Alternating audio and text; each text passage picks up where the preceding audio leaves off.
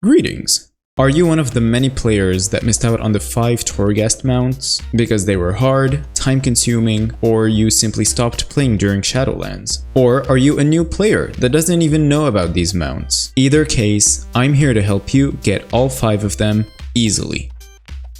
Torghast, Tower of the Damned. It was one of the main features in WoW during Shadowlands, as it mainly gave players the ability to craft their own legendary gear. It was hard for so many players since it required a lot of time, especially if you were after the cosmetics. Today, during Dragonflight, it's much easier to run if you're level 70 with a decent eye level. In Torghast, you can collect so many cosmetics, including 5 mounts. I will be giving a detailed guide on how to unlock Torghast and how to run it. So in case you already know all that, make sure to check the timestamps to skip to your desired section. Okay, so if you know nothing about Torghast and how to get there, the first thing that you want to do is finish the main storyline of Shadowlands by completing the questlines of the 4 main zones, which are Bastion, Maldraxxus, Ardenweald, and ending with Revendreth. After that is done, you will get a quest that returns you to Oribos, and then make you choose one of the 4 covenants in Shadowlands. It's worth mentioning that your covenant choice will not affect the rewards in Torghast, since they are all the same for all 4 covenants. You will then be sent over to the covenant you chose, and you will have some questing to do there. Just complete all of them, they're not going to take too long to finish. Then, you will be sent to the Maw. Over there, you'll be working with Venari on around 4 quests to save some souls, secure the refuge, etc.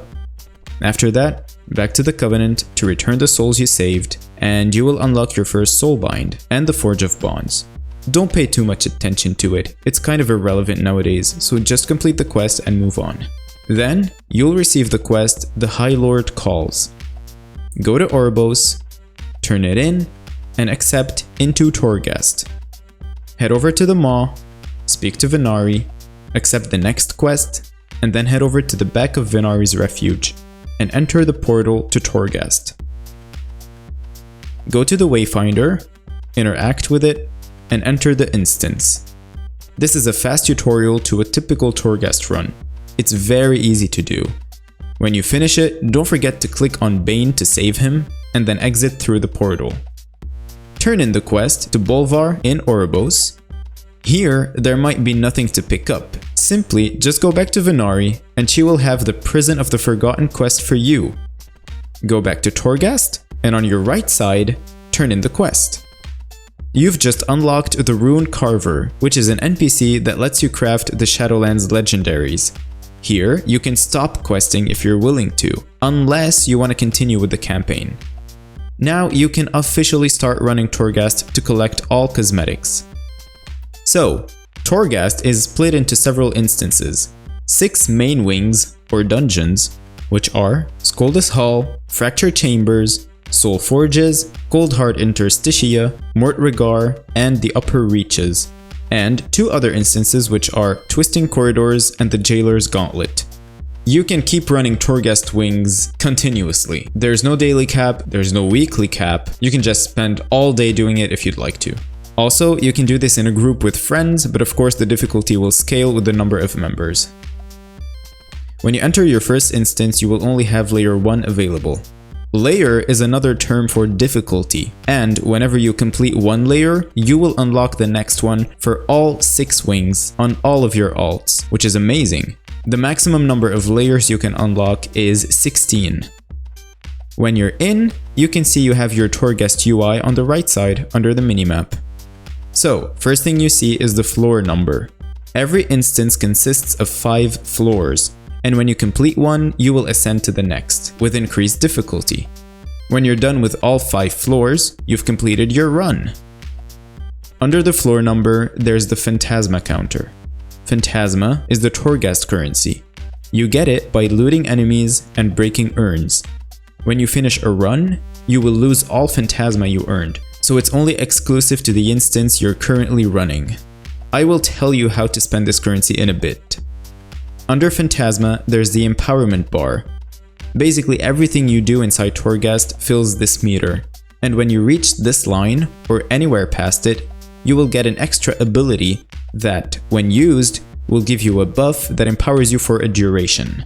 When the buff is over, the meter is back to 0 and your activities will go back to filling the bar. So basically you're able to activate the empowered buff several times during one run.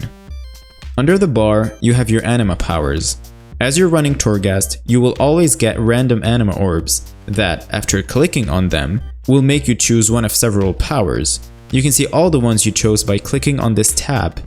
Some of them stack, others don't even appear here, it depends.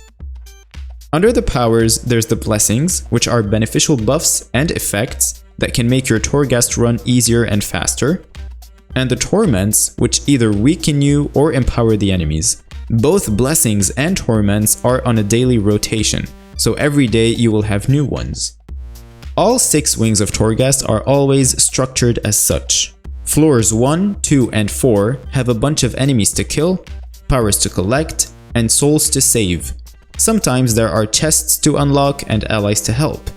And by the end of the floor, you will find a boss. After killing it, you'll be able to enter the portal behind him and move on to the next floor. The third floor is just a fast one, where there's typically souls or urns, no enemies at all, and a broker, which is a Torghast specific vendor that sells you powers, and sometimes transmogs. This is where you can spend your Phantasma. The 5th floor, which is the last one, has another broker vendor and one final boss to kill. This final boss is the one that will give you the entire run's loot, kinda like how Mythic Plus works. You get the loot at the end of the instance. You will get a bunch of currencies used for Shadowlands legendary crafting, a chance to get pets, toys, and transmogs, and you will always get Tower Knowledge, which is the currency used to learn talents in the Torghast talent tree system. And how do you unlock that? Well, during your first Torghast run, you will find a broker called Vanish that offers you the quest The Box of Many Things. If you haven't unlocked the Rune Carver's room that I talked about earlier, you will not get this quest. After you turn the quest in, you will unlock the Torghast talent tree system called the Box of Many Things. You will find some pretty useful talents, such as Efficient Looter, which lets you automatically loot enemies excluding bosses. But the most important one that you want to learn is the Adamant Vaults, which is another source of transmogs, a pet, a toy, and a potential mount drop. So, if you want to collect the mounts, this is the most important part. Torghast has a scoring system. Whenever you finish one floor, you will see a brief summary of how that run went. And at the end of the 5th final floor, you will be able to see the details of your entire 5-floor run, and you will be given a final score. The gems you see on top are just another way of showing the score. Every 40 points you get means 1 extra gem. In order to unlock the next layer of Torghast, or difficulty of Torghast, you need a minimum of 160 points, or 4 gems. When you get 200 points, which means 5 gems, your run will be labeled as a flawless run. Achieving a flawless run on layer 9 or more will give you the ability to run 2 extra floors, called the Adamant Vaults. Although if you haven't learned the related talent in the Box of Many Things, you will not have access to it.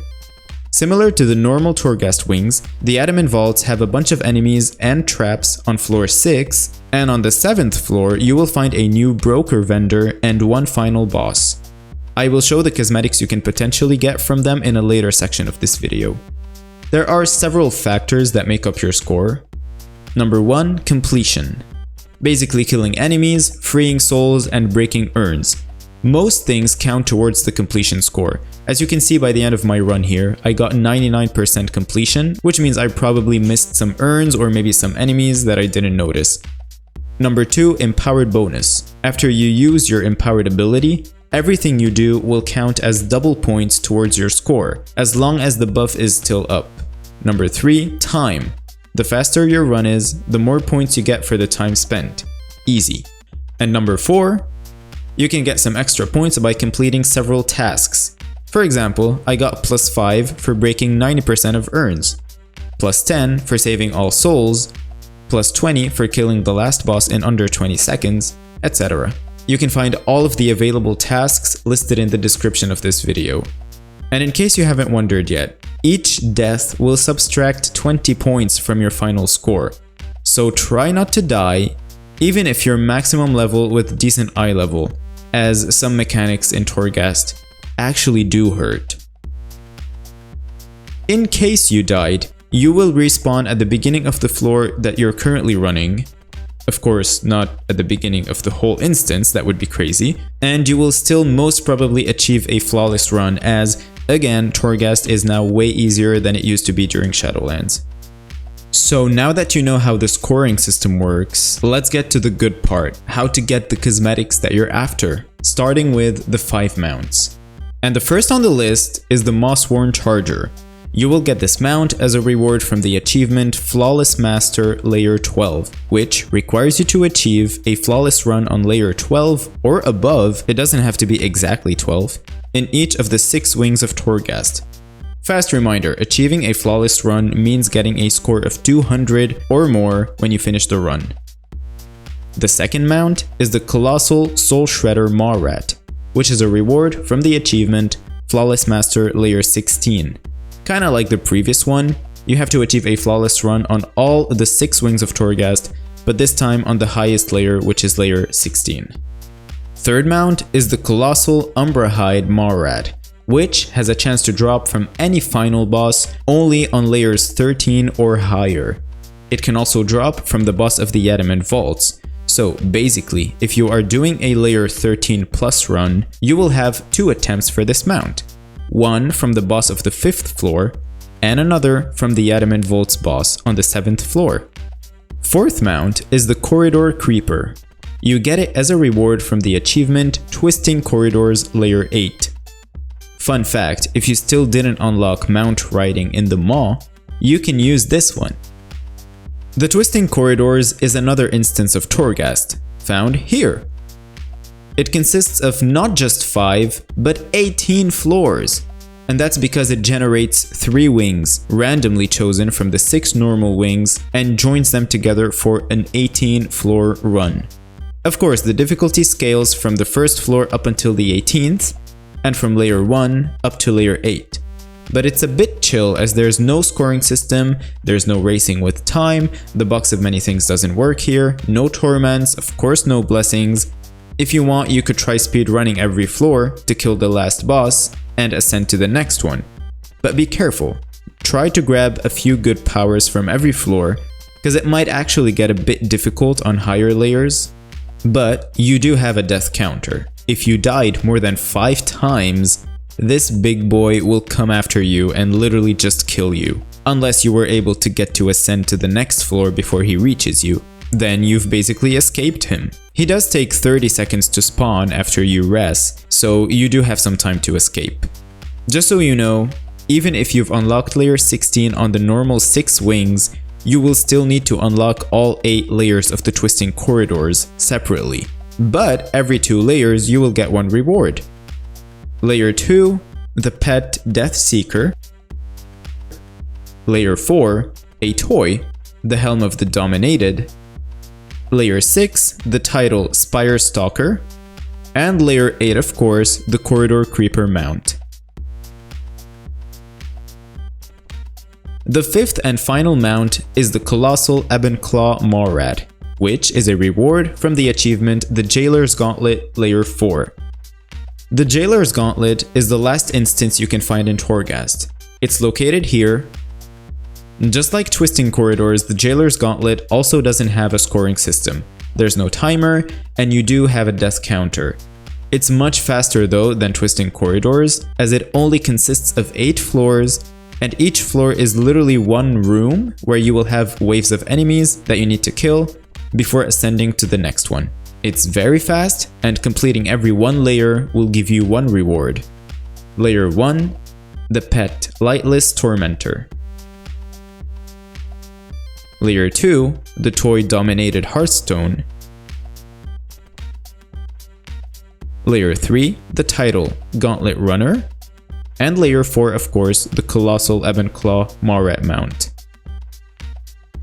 There are of course so many other things to collect from the different instances of Torghast. Feel free to pause the video and take a look at them. These are the pets, These are the toys. And here is the long list of all transmog pieces you can collect. These are the titles and so many achievements. And this is basically it. I hope I didn't miss out on anything, and as always, if you need any sort of help, please don't hesitate letting me know in the comments. It's always my pleasure helping you, and if you found this video helpful, please don't forget to give it a like, subscribe to the channel to help it grow, and help me keep making videos for you. See you later!